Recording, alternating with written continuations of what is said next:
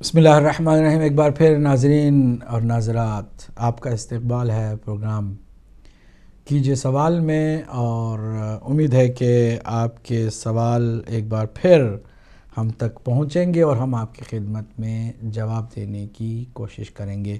اگر کالر ہیں تو ان کو شامل کر لوں۔ جی کوئی بات نہیں، ہم منتظر ہیں آپ کے سوالوں کے۔ ہم نے جو بات بتائی ہے خاص کر باغ فدق کے سلسلے میں، ہر مسلمان کو تھوڑی بہت زحمت کر کے تحقیق کرنے کی ضرورت ہے۔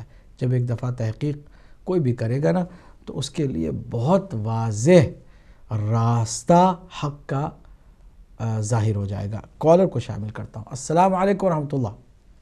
وعلیکم السلام مرشد صاحب، دوبارہ جی آپ بسم اللہ سید علی جان شاہ صاحب، فرمائیے۔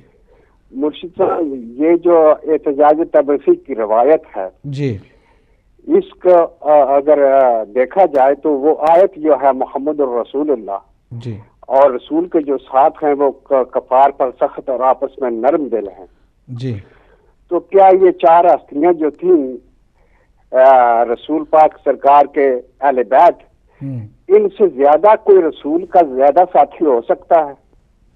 کوئی نہیں۔ جی تو جب ان سے بڑھ کر کوئی ساتھی نہیں اور جن کے لیے آیت تطہیر اتری ہو، وہ کیسے سخت لہجہ استعمال کر سکتے ہیں آپس میں؟ جی ہاں بالکل۔ اگر ہم یہ کہیں کہ انہوں نے کیا تو پھر ہم کفر کر رہے ہیں، میں یہ سمجھتا ہوں اس بات کو۔ بالکل صحیح بات ہے، اور وہ ایک ضعیف روایت کا سہارا لے کر کوشش کی جاتی ہے، لیکن دوسری کوئی مسئلہ بات نہیں۔ یہ ہے کہ جہاں تک میں ان کی بات کو سمجھا تھا وہ یہ تھی کہ وہ اس روایت کو بیان کر رہے تھے احتجاج تبرسی کی، اور جو باغ فدق والی روایت ہے ان دونوں کو ضعیف بھی بتا رہے تھے جی کہ یہ دونوں ضعیف ہیں۔ جی جی وہ اس کا مقابلہ جو ہے نا وہ نکال کے اس کو ضعیف کرنا چاہتے تھے جو صحیح بخاری میں روایت آئی ہے جی جی فدق کے بارے میں، بی بی کا مسجد میں جانا اور اس کا مطالبہ کرنا، اس کو بھی ضعیف کہتے تھے کہ ہم اس کو بھی ضعیف کہتے ہیں، ہم نہیں مانتے۔ اور یہی بات ہے کہ حق کا تقاضا جو انہوں نے کیا کہ خود صحیح بخاری کو ہی کہا کہ ہم اس کو نہیں مانتے۔ میرا خیال ہے فتح پھر بھی حق کی ہے۔ شکریہ سرکار، بہت شکریہ، اللہ آپ کو جزائے خیر دے۔ چلیے ہم تو یہ کہتے ہیں نا کہ ایک دفعہ ڈکلیئر کر دیا جائے نا، کہ اہل سنت کے علماء ڈکلیئر کر دیں کہ ایک وقت تھا کہ بعد کتاب خدا کتاب باری صحیح بخاری، اب وہ صحیح نہیں ہے، وہ غلط ہے، تو پھر آپ کے پوری جو بنیاد ہے مذہب کی وہ خود بخود اپنے ہاتھوں سے گر جائے گی۔ یا تو ڈکلیئر کر دیں کہ ہاں بھائی اگر یہ صحیح نہیں ہے تو پھر باقی چیزیں صحیح ہیں، اس کی کیا گارنٹی ہے؟ تو پھر تو آپ کو یہ کرنا پڑے گا کہ ایک چیز جو 7 دفعہ آ گئی ہے، دوسری چیز تقریباً 8 جگہ پر آ گئی ہے، تیسری چیز 9 جگہ پہ آ گئی ہے، اور وہ آپ کے اعتبار سے واقعاً بھی صحیح نہیں ہے، تو پھر تو آہستہ آہستہ آپ کو یہ مان کر چلنا ہوگا کہ کوئی چیز صحیح نہیں ہے جو آپ لے کر چلے ہیں۔ اگلے کال کو شامل کرتے ہیں۔ السلام علیکم ورحمۃ اللہ۔ وعلیکم السلام ورحمۃ اللہ وبرکاتہ۔ جناب فرمائیے جناب۔ جناب سگے زہرا عرض کر رہا ہوں۔ سبحان اللہ، اللہ آپ کو جزائے خیر دے جناب انور اور چودھری صاحب۔ ایک منٹ، یہ میرے موبائل کی میں اس کے بند کر دوں۔ ہمارے جو گزارش ہے جناب، سب سے پہلے تو آپ کو سیدہ کونین مخدومہ کائنات سلام اللہ علیہ صلوات اللہ علیہ کی جو آپ نے ماشاء اللہ عظیم کانفرنس تھی، اس کی مبارکباد قبول کریں۔ شکریہ، خیر مبارک۔ اور وہیں پر جو آپ کا خطاب بالخصوص اس نے جو تکلیف بھی دی، ٹریگر بھی کیا، اور یہ جتنے خارجی، ظاہر میں خود اس گمراہ ٹولے میں رہا ہوں، میں کیا کہوں دوسری بات، اور ایک زمانے میں ہم بھی رنگ کی ان کے پہن کے دیکھا کرتے تھے، اور ان کے سمجھنے کے لیے تو ہمارے لیے بھی یہی بہت ہے جو اللہ پاک نے فرمایا کہ یا اہل الکتاب لما تلبسون الحق بالباطل وتکتمون الحق وانتم تعلمون۔ اہل کتاب تم سچ کو جھوٹ کے ساتھ خلط ملط کیوں کرتے ہو اور حق کو کیوں چھپاتے ہو اور تم جانتے بھی ہو۔ یہ جو حقیقت ہے جی قبلہ، گزارش یہ ہے کہ بہت ساری باتیں کی جا سکتی، لیکن ایک میں سوال تو نہیں بس خیال ہے، اگر آپ جی اجازت بسم دیں اللہ تو۔ بسم اللہ۔ اور مومنین سے بھی بہت ہی معذرت کے ساتھ میں اجازت چاہوں گا تھوڑا سا ایک چند لمحے لینے کی۔ جی بسم اللہ۔ یہ جو فضل کی بہت زیادہ باتیں کرتے ہیں، ان سے سوال ایک کیا جائے سالوں سے کہ کیا فدق نبی نے دیا تھا اور واپس صحابی نے لیا ہے، دونوں میں سے غلط کون سے فیصلہ خود کر لیں. جی سبحان عظمت نبی صلی اللہ تعالی علیہ وآلہ وسلم پہچاننی ہے. تو بس وہ آپ نے جو کل گفتگو کی تو آپ کے طرف سے عرض کروں گا کہ فاطمہ کے دشمنوں پہ وار میں کرتا رہوں، یہ عبادت کرنے کا اقرار میں کرتا رہوں، جتنی بھی مہلت خدا سے زیست کی انور ملی سیدہ کے گل رخوں سے پیار میں کرتا رہوں. اور رات چونکہ آپ کی گفتگو کے بعد بڑا طبیعت میں ہلچل تھی اور شہزادی کونین سلام اللہ علیہ کی بارگاہ میں عرض کیا تھا کہ یہ جو انہوں نے باتیں کی ہیں اور جو شہزادی کی بارگاہ میں گستاخی کی ہے، اصل میں جب کوئی چیز غلیظ ہو جائے تو اس کی غلاظت کی انتہا کو جب پہنچ جائے تو پھر اس کی صفائی کا حق ختم ہو جائے. تو قرآن خود کہتا ہے کہ مفسد کو اللہ تعالیٰ جو ہے نا جو فاسد ہے اس کو رہنمائی نہیں ملتی. وہ عرض کی ہے کہ یہ تو پوچھوں گا تجھے ملا جو محشر میں ملا. سبحان اللہ. انشاءاللہ ہمیں کہاں انہوں نے ملنا ہے، پہلے نور سے مانگیں گے نورانی روشنی باہر کے. یہ تو پوچھوں گا تجھے ملا جو محشر میں ملا، دشمن زہرا رضی اللہ یا دوزخ کے مکین. یہ تو پوچھوں گا تجھے ملا جو محشر میں ملا، دشمن زہرا رضی اللہ یا دوزخ کے مکین، دشمن زہرا رضی اللہ یا دوزخ کے مکین. خود گواہی حشر میں دے گا فدق اے مفتری، خود گواہی حشر میں دے گا فدق اے مفتری. بحر و بر افلاق زہرا کے فدق کیسے نہیں. سبحان اللہ. بحر و بر افلاق زہرا کے فدق کیسے نہیں. زہرا ہیں رب کی رضا اور نور قلب مصطفیٰ، مالک و محبوب دونوں سر زہرا کے امی. جرتیں زہرا کی گھر پہ جنتوں کا توق ہیں، دوزخی سکے تو جنت میں کبھی چلتے نہیں. بس آخری شعر فرقہ سازی میں ہے، فرقہ سازی میں ہے ملا مافیا اپنی مثال. عارفان زہرا کیا ہیں ملا کے بنتے کہیں، اور کاش انور زہرا کے لیتا جہاں، کاش انور زہرا کے انوار پا لیتا جہاں. کیوں بھلا آل عبا پہ ظلم کرتے ظالمی. اور یہ تو پوچھوں ملا جو محشر میں ملا، دشمن زہرا رضی اللہ یا دوزخ کے مکین. بس دعاؤں میں یاد رکھیے گا. تمام مومنین سے گزارش ہے کہ انشاءاللہ تعالی، اور یہ جو سوال آپ سے کرتے ہیں اگر آپ اجازت دیں تو یہ منڈے کو میں بھی اس موضوع پہ بات کرنا چاہوں گا جناب، تو دعاؤں میں یاد رکھیے گا. جزاک اللہ. اللہ آپ کو سلامت رکھے. بہت عمدہ اپنے شعر کہے، اور یہ ایمانی جذبے سے شعر کہے ہوئے آپ نے لوگوں تک سنائے ہیں، لوگوں تک پہنچائے ہیں، اور یقیناً مومنین و مومنات جہاں جہاں بھی ہیں اس سے اپنے ایمان کو مزید تازہ کر رہے ہوں گے. یقیناً ہر عاشق رسول اور آل رسول کی آواز یہی ہے کہ جب نجات انہی سے ملنی ہے تو کیوں ہم در بدر کی ٹھوکریں کھائیں. اگلے کال کو شامل کرتے ہیں. السلام علیکم ورحمۃ اللہ. وعلیکم السلام ورحمۃ اللہ وبرکاتہ. شاہ صاحب میری طرف سے آپ کو بہت بہت سلام. میں مقصود علی. شاہ صاحب میں نے آپ سے ایک سوال کرنا ہے. جی فرمائیے. جی ہمارے یہ جو ذاکرین ہیں جی پاکستان میں خاص کر یہ بہت بڑا مسئلہ ہے کہ یہ ذاکر جو آتے ہیں اسٹیج پر، یہ جب مصائب پڑھتے ہیں بعض اوقات یہ مصائب ایسے سے پڑ جاتے ہیں کو آل محمد پر مصائب کے تو پہاڑ ٹوٹے گئے، مگر وہ مصائب یہ پڑ جاتے ہیں جن کا تاریخ سے اور روایت سے کوئی تعلق ہی نہیں ہوتا. کیا شرع یہ اجازت دیتی ہے یا محفل یہ اجازت دیتی ہے کہ انہیں اسی وقت روک دیا جائے یا بعد میں انہیں روکا جائے؟ اس کا کیا سدباب کیا جائے؟ آپ اس سے ذرا بولیے گا. بہت بہت شکریہ. خدا. جزاک اللہ. مقصود علی ڈھار صاحب اٹلی سے ہیں، اور آپ نے بہت عمدہ اور بہت ضروری اہم سوال کیا. اس کا بھی جواب ہم دیں گے. اگر کوئی کالر ہو تو ان کو بھی مزید شامل کریں. جی السلام علیکم ورحمۃ اللہ.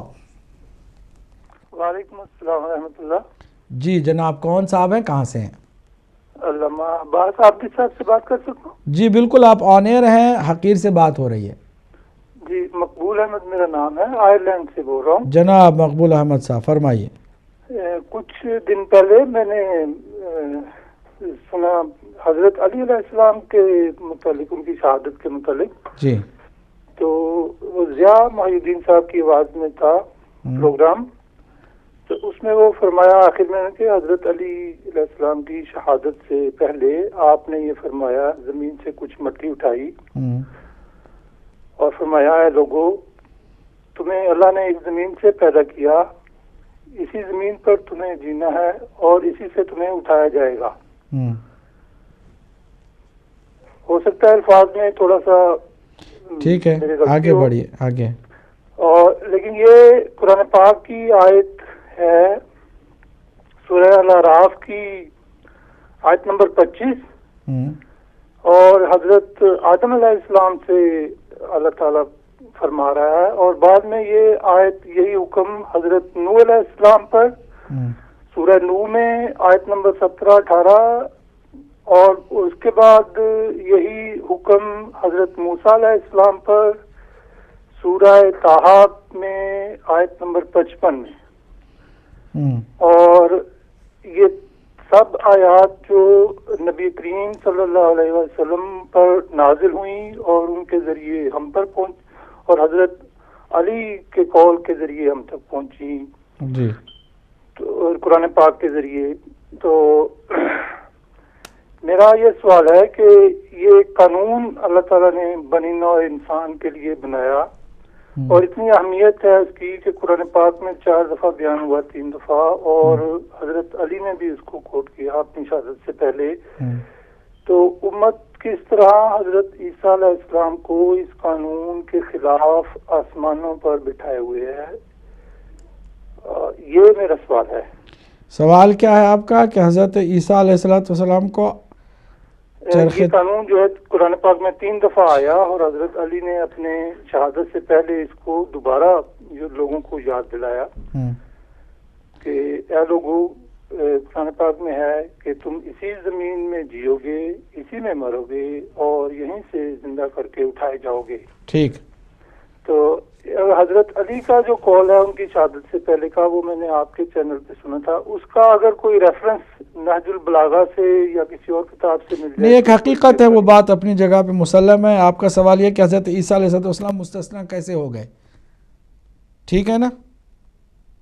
مقبول احمد صاحب آپ ہیں آن ایئر؟ آپ کا سوال یہی ہے، میں سمجھ گیا ہوں، انشاءاللہ آپ کے سوال کا جواب ہم ضرور دیں گے۔ السلام علیکم ورحمۃ اللہ۔ وعلیکم السلام مولانا صاحب، میں مسز وقار بول رہی ہوں کینیڈا سے۔ مسز وقار میرا فرمائیے۔ سوال یہ تھا کہ کیا امام زمانہ لوگوں سے ملاقات کرتے ہیں؟ جیسا کہ بعض حدیث بعض روایت میں ہے کہ لوگ ملے ان سے، اور ایک حدیث یہ بھی سنی ہے کہ وہ کہتے ہیں کہ اگر کوئی یہ کہے میرے سے ملاقات ہوئی ہے تو غلط ہے وہ، تو آپ ذرا بتائیے گا۔ اور دوسرا سوال یہ ہے کہ حضرت ام کلثوم کے شوہر کا کیا نام ہے؟ شکریہ بہت بہت، جزاک اللہ۔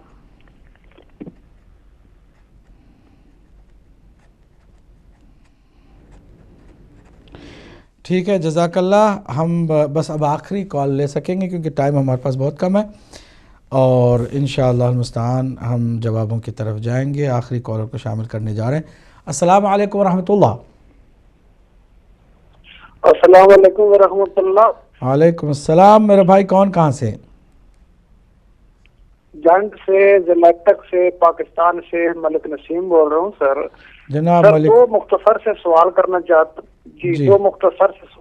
چاہتا ہوں۔ ایک سوال تو یہ ہے کہ ہم جب کسی مسجد میں داخل ہوتے ہیں تو وہاں پہ جماعت تیار ہوتی ہے اہل سنت کی، تو آیا ہم بھی اس کے ساتھ نماز پڑھ سکتے ہیں اور اس کے بعد دہرانے کی ضرورت تو نہیں ہے؟ اور دوسرا سوال یہ ہے کہ برے صغیر پاک و ہند میں عوام فیملی جو ہے، میں نے سنا ہے اور ایک جگہ پڑھا بھی ہے کہ یہ حضرت عباس علمدار رضی اللہ تعالیٰ عنہ کے اولاد سے ہیں، اور آپ کے علم کے مطابق واقعی ہیں؟ کون ہے تو ان سے کون سے بیٹے کی اولاد چل رہی ہے؟ کون یہ جو عوام برادری ہے، عوان برادری جو ہے، جی جی یہ میں نے سنا ہے کہ حضرت عباس علمدار رضی اللہ تعالیٰ عنہ کی اولاد سے ان کی نسبت ہے، تو ان کے کون سے بیٹے کے یہ اولاد چلی ہے جو آج کل عوان کہلاتی ہے؟ ٹھیک، تو یہ سر میرے سوال ہے، آپ کے علم کے مطابق مجھے جواب سر۔ ٹھیک ہے، جزاک اللہ۔ بہت شکریہ، اللہ آپ سب کو سلامت رکھے جنہوں نے فون کیا اور سوال کیے، اور جو لوگ گھر میں بیٹھ کر کے توجہ کے ساتھ جواب سن رہے ہیں ان کا بھی شکریہ تہہ دل سے، اور دعا ہے ہم سب کی ہدایت کا سامان لگاتار ہمیں ملتا رہے اور ہم دنیا اور آخرت میں ہدایت اور نجات کے ساتھ محشور ہو سکیں۔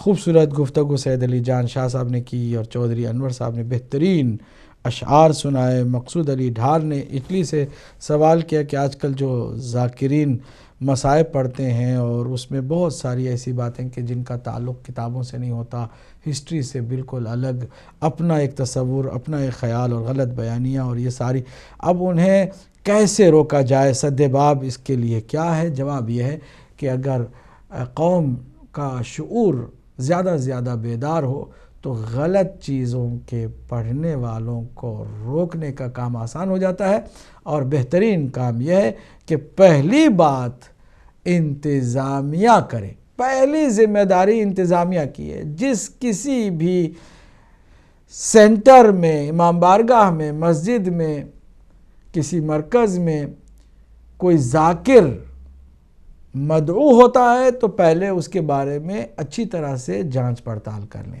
کہیں گمراہ خود اور گمراہی کرنے والا تو نہیں ہے، کہیں فضول واہیات قسم کی باتیں کر کے لوگوں کو گمراہ کرنے والا تو نہیں ہے۔ اگر صحیح فہرست تیار کر لی جاتی ہے تو آسانی ہو جاتی ہے، مسائل بعد میں جو کھڑے ہوتے ہیں وہ پہلے ہی ان کا سد باب ہو جاتا ہے۔ پہلی ذمہ داری انتظامیہ کی۔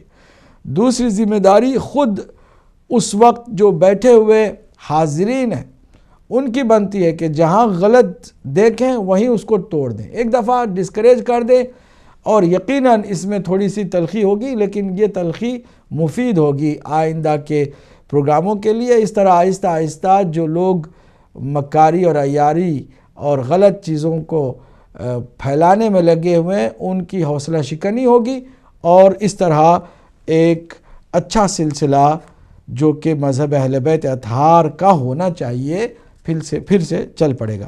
مقبول احمد صاحب آئرلینڈ سے، ایک حقیقت ہے کہ اللہ نے ہمیں مٹی سے پیدا کیا، مٹی سے بنایا، اور پھر ہمیں مٹی کے اوپر بھیجا زندگی کے لیے، پھر ہمیں مٹی میں دوبارہ جانا بھی ہے، اور پھر مٹی سے ہمیں قیامت کے دن اٹھانا بھی درکار ہے۔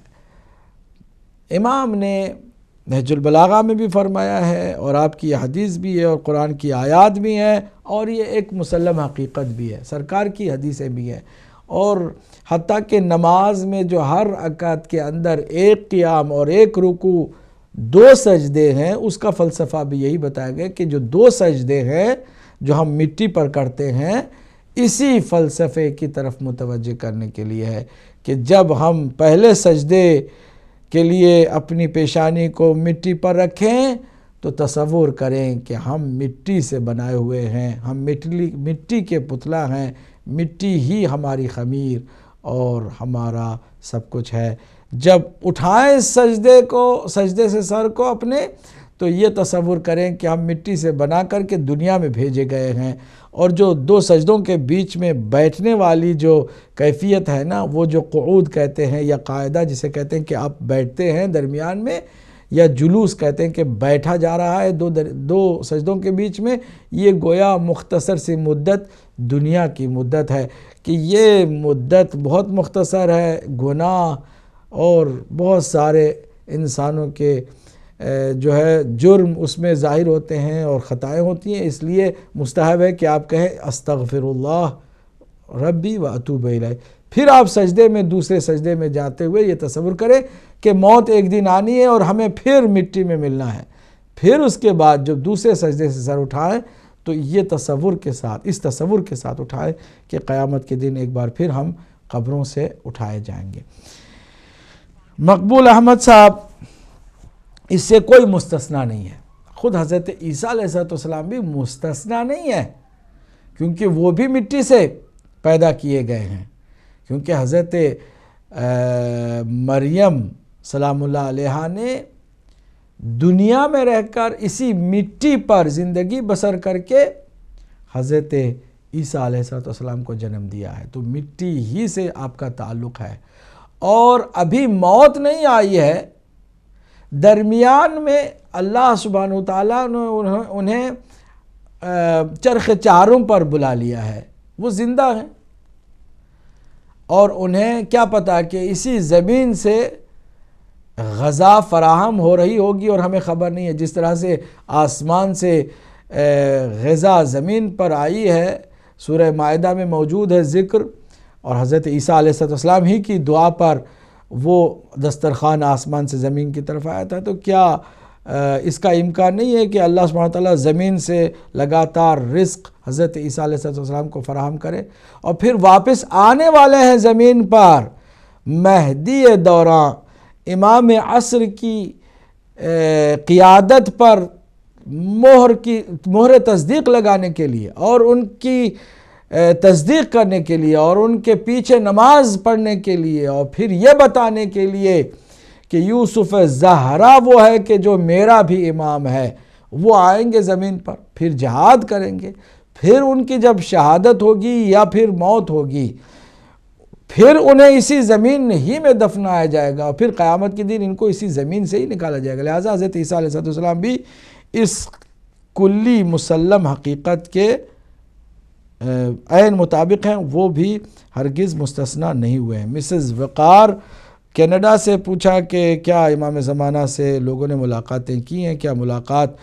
کا سلسلہ جاری ہے؟ یقیناً ہوگا، لیکن جو دعویٰ کرتا ہے وہ جھوٹا اس لیے بتایا ہے کہ جو لوگ حقیقی معنوں میں پاک و پاکیزہ اپنے آپ کو کر کے اس قابل بنا لیتے ہیں کہ اپنے آقا کا دیدار کریں، وہ ہرگز دنیا میں اس کو ظاہر نہیں کرتے ہیں، اور اپنی دنیاوی کسی عزت کی خاطر یہ بات نہیں کریں گے کہ ہم نے ملاقات کی ہے۔ اکثر جو اس سے پہلے بہت سارے متقی پرہیزگار عبادت گزار اور علماء نے ملاقاتیں کی ہیں، ان کی ملاقاتوں کے قصے ان کی رحلت کے بعد، ان کی وفات کے بعد عام ہوئے ہیں۔ وہ جب تک زندہ ہوتے ہیں کوئی بھی ملاقات کرنے والا صحیح معنوں میں متقی پرہیزگار مومن دعویٰ نہیں کرے گا۔ اس لیے جب کوئی دعویٰ کرتا ہے تو سمجھ لینا کہ وہ اپنی کسی دنیاوی مفاد کے لیے کر رہا ہے، اسی لیے امام نے فرمایا کہ ایسے لوگ جھوٹے ہوتے ہیں، اسی لیے وہ حدیث بھی بتائی گئی ہے۔ اب باقی جو جناب ام کلثوم کے شوہر کے بارے میں پوچھا ہے، کسی وقت انشاءاللہ اس کی تفصیلات لے کر آپ کی خدمت میں حاضر ہوں گے۔ ملک نسیم صاحب نے پاکستان سے پوچھا ہے کہ اگر تیار ہو جماعت اہل سنت کی تو کیا اس میں شرکت کر سکتے ہیں؟ بالکل کر سکتے ہیں۔ کوئی بھی مسجد کسی مسلک سے وابستہ نہیں ہو سکتی ہے۔ مسجد اللہ کا گھر ہے، اللہ کا گھر ہے تو جو بھی اللہ کا بندہ عبادت کرنا چاہتا ہے وہ اس اللہ کے گھر میں جا کر عبادت کر سکتا ہے۔ مسجدوں کو بھی خدا کے لیے فرقوں میں تقسیم نہ کرو۔ مسجد اللہ کا گھر ایک دفعہ بن گیا اللہ کا گھر تو اس میں ہر کسی کو اجازت ہونی چاہیے۔ لہٰذا اگر فرض کریں کہ اہل سنت کی مسجد ہے، آپ چلے گئے ہیں، آپ دیکھیں جماعت ہو رہی ہے، بالکل آپ شرکت کریں، البتہ نماز اپنے طریقے سے اپنے مسلک کے مطابق آپ پڑھیں گے۔ چنانچہ حضرت علی علیہ السلام کے جو فالوور ہیں، جو شیعہ کہلاتے ہیں، وہ شیعہ طریقے سے نماز پڑھیں گے، اور پھر نیت بھی ظاہر سی بات ہے چونکہ نماز کا پورا سسٹم اور فارمیٹ ہی ڈیفرنٹ ہے، فرادہ کی کریں گے، جماعت میں ضرور شرکت کریں گے، انہیں جماعت کا ثواب بھی مل جائے گا اور اپنی نماز بھی وہ صحیح ادا کر لیں گے۔ اور اگر اہل سنت کے لوگ اہل تشیع کے نام سے منسوب یا ان کی بنائی ہوئی مسجد میں چلے جاتے ہیں تو وہ بھی اللہ کا گھر ہے، ان کو برابر اس میں حصہ لینا چاہیے، اور کبھی بھی کسی بھی شیعہ کی بنائی ہوئی مسجد میں یہ نہیں لکھا ہوگا کہ فلاں مسلک کا یہاں پر آنا ممنوع ہے، ہرگز کبھی آپ نے یہ نہیں دیکھا ہوگا، بلکہ ویلکم ہم کرتے ہیں، اور حقیقت میں ہونا بھی یہی چاہیے کہ فرقوں میں مسجدوں کو تقسیم نہیں کیا جا سکتا ہے۔